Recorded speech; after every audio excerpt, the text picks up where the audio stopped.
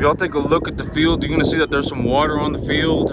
Yesterday, right before, well, I mean, okay, so if you take a look at if you go to weatherchannel.com or whatever it may be, I forgot exactly, but if you go on that website and you look up your city, it will show you like a map, a radar of what's gonna happen and what's happening across the entire country.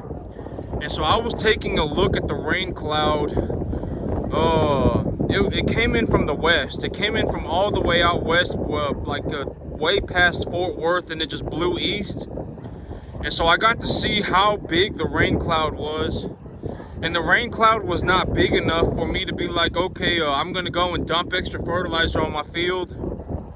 Because, well, okay, so here in about 5 days, in about a week, it's gonna rain again. And it's gonna rain like every day for like a week straight, for like 5 days straight. And so, it's also here in about 2 weeks. Okay, so I got a lot going on this month. These are my monthly plans. This is what I've been, this is what I actually got going on for me. These are my plans. Okay, so about next week, I'll be filing my taxes. And once I file my taxes, I'm gonna take my tax paperwork and take it to the bank.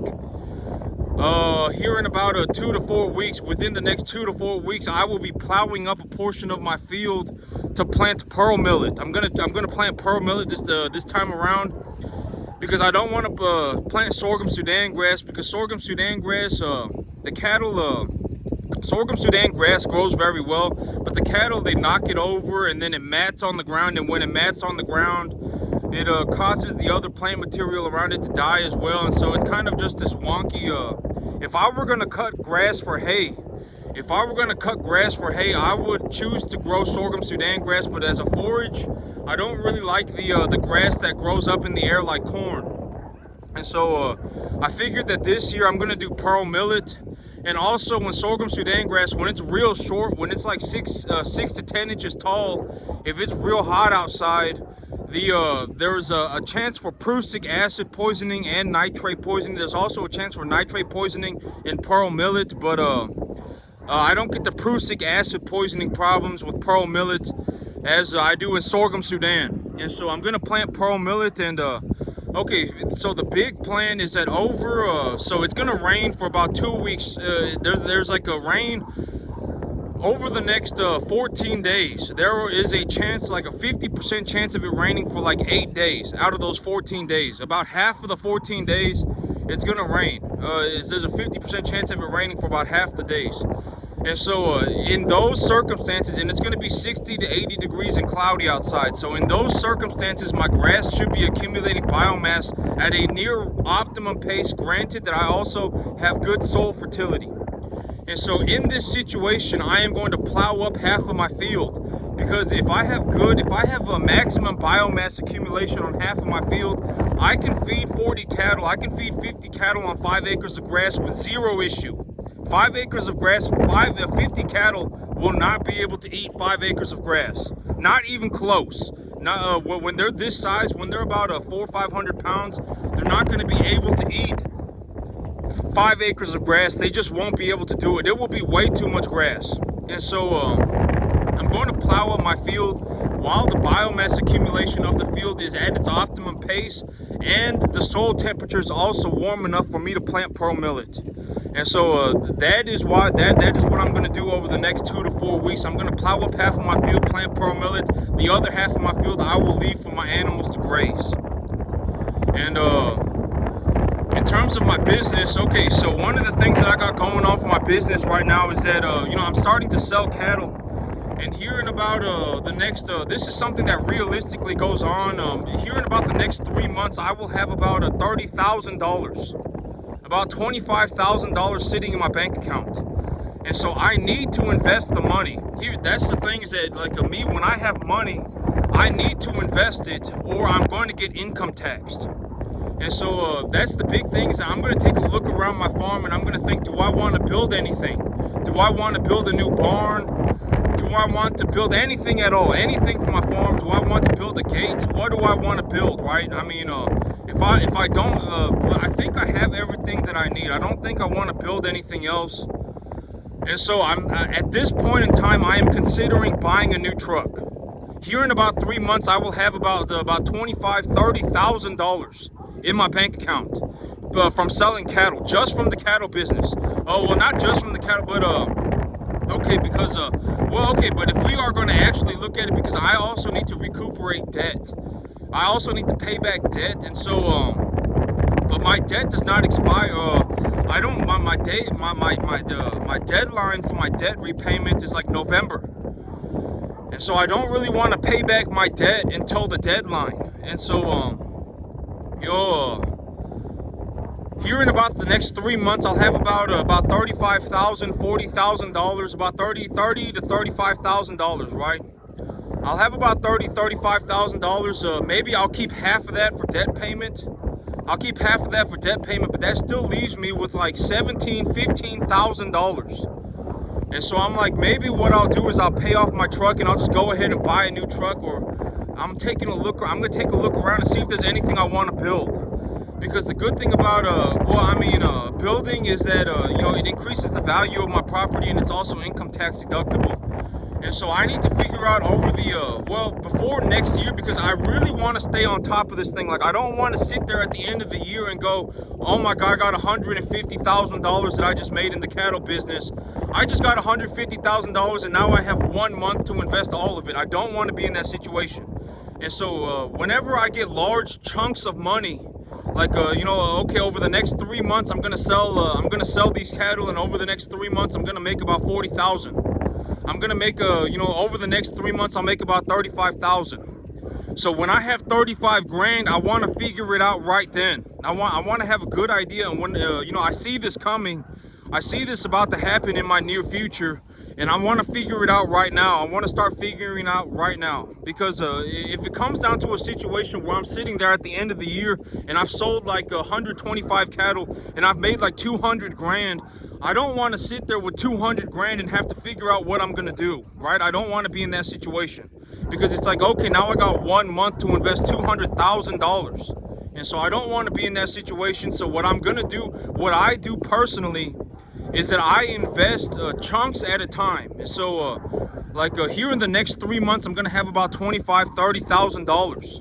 Maybe I keep half of that for debt repayment.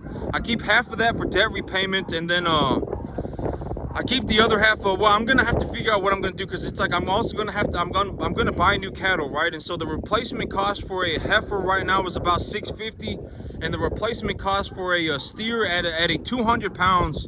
At 200 pounds, if I were to go to the sale barn right now and buy a 2-weight animal, a number 1 to 1.5 type medium large frame animal, and I were to purchase a 200-pound heifer, it would cost me about $600 to $650, and a 200-pound steer bull, 1 to 1.5 type medium large frame, would cost me about $800 to $850. And so I need to think about that as well. Like, if I sell 4 cattle and I make $6,000, and it costs me $2,800 to replace those 4 animals, I need to take $2,800 and pull it out of the $6,000 that I made. And so like if I make, okay, so if on a steer I'll make more money, and on a heifer I'll make less money.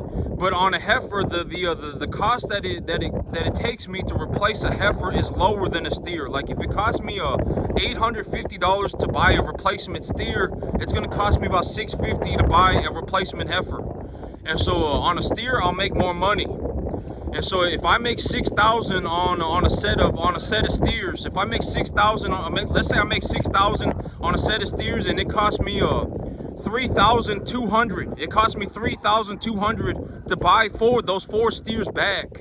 I need to take the $3,200 out of the $6,000 that I've made, and so that leaves me with $2,800. And that's also by what I mean by I keep about half of what I'm making. So if I bring home a $7,000 check, if I bring home a $6,500 check, I really only keep about $3,000. I really only keep about $3,500. And so that is the net income that I've made. And so the big idea of my business is I bring them in at 200 pounds at about 2 weight. I raise them to about 700, 800 pounds, and I take them back to the market. And by the time I take them back to the market, they've already been preconditioned, they've been castrated, they've had their shots.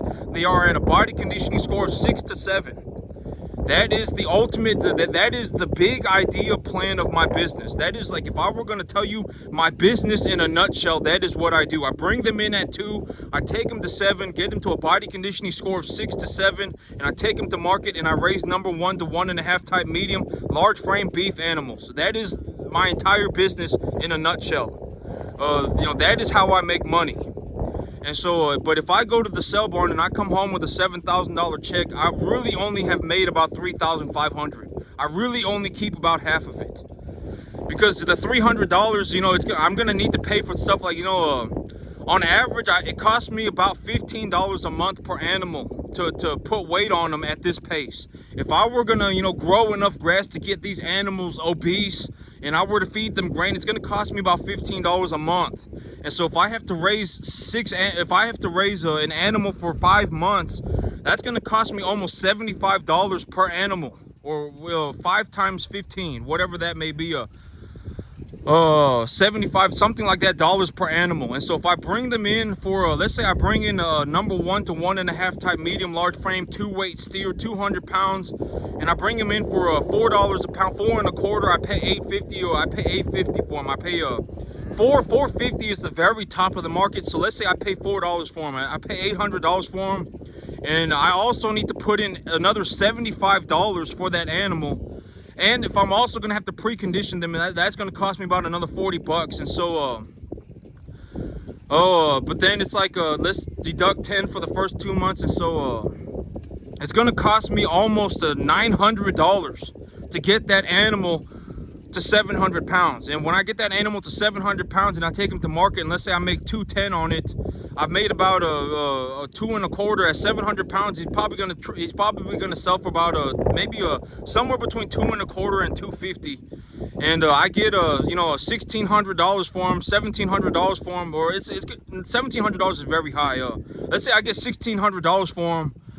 I have invested $900 and I've made $1,700 or $1,600, so I've really only made a net profit of $800. The $1,700 is not the money going into my pocket, and $800 of net profit is actually pretty high if you think about it, because I don't think I'm gonna make that much money, and if I do, that's a very good thing.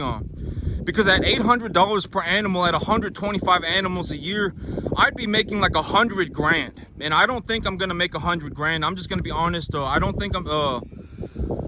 think that I'm gonna make somewhere around 60 to 70. And so, that is the ultimate big idea picture of my business. I make about $60,000, $70,000 a year net take home pay. Here in about 3 months, I'm gonna be sitting on about 30 grand, I'm gonna be sitting on about 30 grand, and about half of that money, about half of that money needs to go into debt repayment. But if half of that money, it's kind of a tricky situation, because my debt is not owed, my debt deadline is not until November. And so I don't need to pay back my debt until about November. If I really wanted to, I could run a whole nother set of cattle before then. And so do I really want to pay off my debt right now, or do I just want to utilize half the money to buy new animals, keep the debt, and then utilize half the money to purchase myself a new truck? Because if I purchase myself a new truck, I can also write that off on my taxes. I can talk to my CPA about it, ask him how much of a tax write-off am I going to get for this truck, and if he tells me I can write off the entire value of the truck, as long as the truck is over a certain weight. If the truck is over, let's say 6,000 pounds or whatever it may be, 5,000 pounds, 5,500 pounds, if the truck is over this weight, then you can write off the entire value of the truck. This next year, you can write off the entire value. Then I can write off like $70,000 worth of taxes for $10,000 of cash, right? I legitimately pay off my truck. That's going to cost like $9,500. And then I can just use my truck as a down payment for a new truck. I buy a new truck, and the monthly payment for my new truck is going to be like $600 a month, and I can write off like $70,000 worth of taxes for that 10 grand, right? And so, but I'll have to see what I'm going to do. I'm going to take a look around at my farm. I'm going to see, is there anything else that I want to build? If there's anything that I want to build, I can do that. I don't want to be sitting around with this giant stockpile of cash. That's not a good idea. especially if I can invest the money to appreciate it. Like if I invest $15,000 now and I can turn it into 30,000 in 7 months, I would rather invest the money. I don't want, because if I hold on to 15,000 cash in 7 months, it will still be 15,000 cash. And so if I can invest 15,000 right now and turn it into 30,000 in 7 months, I would rather invest the capital than just to hold on to it and just to sit around with it. And especially when I consider that if I sit around with the money, what is going to happen is I'm going to get income taxed. And income tax is a lot of money. I mean, they're going to take like 25% of my earnings. If I just sit around with the money, they're going to take like 25. The government is going to take like 25% of it. And so, when I talk about these things, I'm not, okay, I've said this repeatedly, and I'll say it until infinity and beyond, but it is not a good idea to start a business to write off your taxes if you're going to lose all your money. Do not go and start a business and lose all your money, because at that point you were better off just paying your income tax. And a lot of people, if you watch me farming, you're not really going to understand that this is almost impossibly difficult. You're not going to understand that when you watch me, because I'm very good at it, right? I'm very good at this. This is legitimately my entire life. This is what I do 365 days a year, 24/7, right? I mean, you're not going to understand what it's like to do this. And I'm not saying that to sound arrogant. I'm just saying that you need to be very careful. Like if you are going to get into the stock or any business I'm just going to talk about business in a wider sense. If there is not some major barrier to entry, right? If there is not some reason that other people cannot do it, then I mean it is going to be a very difficult business. The big thing about the cattle business is that unless you have a massive amount of experience, unless you really know what you're doing, you're not going to make it. I mean, and I'm not saying that to sound like a horrible. If you want to go out and it's a free country, you can do whatever you want. If you want to go out and you want to start yourself a cattle farm, nobody's stopping you, right? Nobody's stopping you, but just understand that you could end up losing everything. Your cattle could end up at 7, like when I go to the sale barn, I see a lot of animals. I would say a majority of animals are at a body conditioning score of 4 or less. They are thin, they are bone thin, they have not been castrated. I mean, they are just not looking good. I mean, you're gonna lose money. You're gonna lose a lot of money. If you go into this business, if you look at me and you go, oh, this looks easy, you're essentially a moron, and you're going 180 degrees in the wrong direction. Oh, this looks easy. I could go and do this. Wrong. I'm not saying that to sound like a horrible person. I'm just, if you want to go and throw yourself off a cliff, be my guest. I mean, if that is legitimately what you think and that is what you want to go and do, then go and be my guest. I mean, I would, even at that point, I would sincerely hope that you still make it. I would hope that you actually that this turns into an adventure for you, and this turns into a journey for you, and you end up as a phenomenal cattleman or cattlewoman, and you make a lot of money. I sincerely hope that for you, but just understand that there is a very, very, very, like 99.99% possibility that you end up losing all of your money, and you end up miserable. Very, very, very possible outcome. It happens to a lot of people. If you don't believe me, go to the sale barn and take a look around. I mean, just look at the cattle coming through the ring. A majority of them are at a body conditioning score of 4 or less. A lot of the animals have not been castrated. They don't look good. I mean, whoever is running that farm and selling that animal is losing money. If and I don't, if you're gonna start a business, it is not a good idea to start a business with the intentions of just writing off your taxes. If you're gonna lose all your money, it is not a good idea. At that point, you should just pay your income tax. I'm just gonna be completely honest with you. I mean, if this was even relatively easy, relatively close to being easy, other people would be doing it. I would not be the only person doing this. And if you go to the sale barn, you'll see what I'm talking about.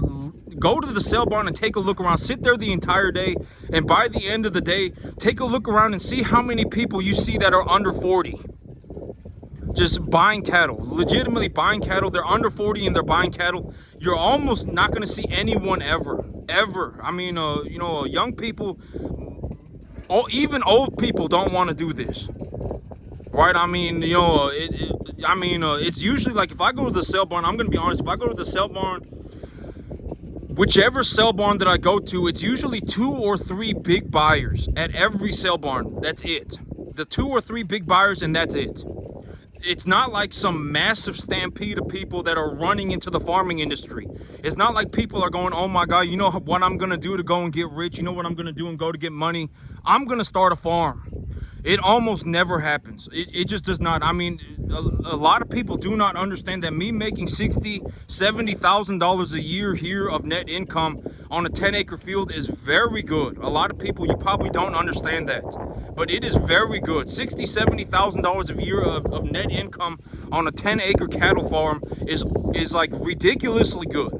I mean, it may put me in like 10 million range of farms. One in a million to 1 in a 10 million range. You're almost not ever going to see a farmer with a 10-acre field making $60,000 to $70,000 of net income a year. You're almost just not ever going to see it. I'm not saying that to make myself sound arrogant. I'm just saying, let's be honest with ourselves. Go out and take a look around at the world. The chance of this happening is like 1 in 10 million. That is how difficult this business is. Almost nobody wants to get in the farming business. A lot of people, they get shiny object syndrome, right? They see what I'm doing and they go, oh man, I'm gonna wake up tomorrow and I'm gonna go and do this, and it won't happen. It just won't. I mean, I'm not making this up when I say that this is my 15th year. A lot of people don't understand that I was not born this good at running cattle. I was not born this good at growing grass. I was not born this good at running a business. It took a long time. It took a long time and a massive amount of effort. A lot of people don't get to see that when I make these videos, but God knows it, I know it. I mean, this took a very long time. And one of the things that I was going to talk about today, this whole thing about about saturation curves and why it's so important to develop an understanding of saturation curves and what you could do to develop an idea of saturation curves. You know, this whole thing about, I've always said when I first started, I was growing tomatoes and jalapenos in solo cups. And this is also a very good, because when I was young, I would say that it cost me about, it cost me about $25 a year. Because I would go and I would purchase potting soil, because if I purchased but when I was young, this was also like like 2005, right? I mean, or 2006 or 2007 or whatever it may be, or 2000. Oh wait, excuse me, it was about 2010. So 2010, and I'm still young. I mean, I'm in my I'm not even mid 30 yet, so I'm still 33. And so when I was or 32, I forget how old I am. That's how old I am. But I'm 32 or 33. I'll have to go home, or I'll have to go inside and look at a calendar and do the addition and subtraction. But it would cost me about $25 a year, and I would buy a bag of solo cups, and you used to be able to buy a big block of dehydrated potting mix or potting soil for about $8. Back in the day, it was about $8, and I would buy a big thing of a big block of potting soil, and it was legitimately enough potting soil to fill like 200 solo cups. I mean, you could legitimately sit there and fill up, not 200, but maybe like 50, 75 solo cups. And I would go to Walmart and I would buy I went to Walmart and I would buy a set of measuring spoons. It would cost about $1.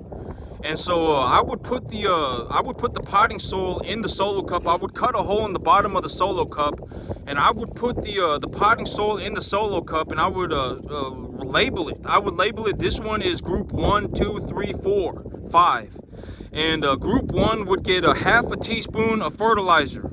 Group 2 would get a 1 teaspoon of fertilizer. Group 3 would get 1.5, 2, 2.5, all the way up to 2.5 teaspoons of fertilizer.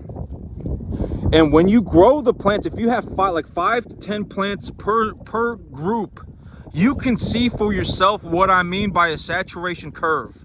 If you watch all of the plants grow, you're gonna notice it. Oh, this plant is growing better than this one. This one is growing better than this one. This one is growing better than this one, and this one is growing about the same as the other one.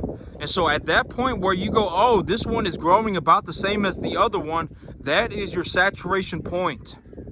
And it will only cost you about $25, maybe even less.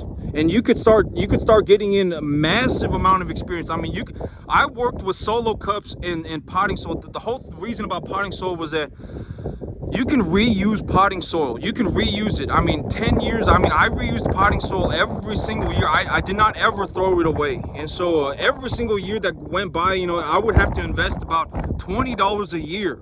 And I could just get in like thousands of reps. I mean, just massive amount of experience. Just sit there with these solo cups and just grow these tomatoes and jalapenos. Legitimately, that's what I did for about 3 to 5 years. That's about all I did. Just solo cups everywhere, and just running trials just nonstop. And then you will begin to develop an idea of saturation points and how to visually observe plants for nutrient and mineral deficiencies.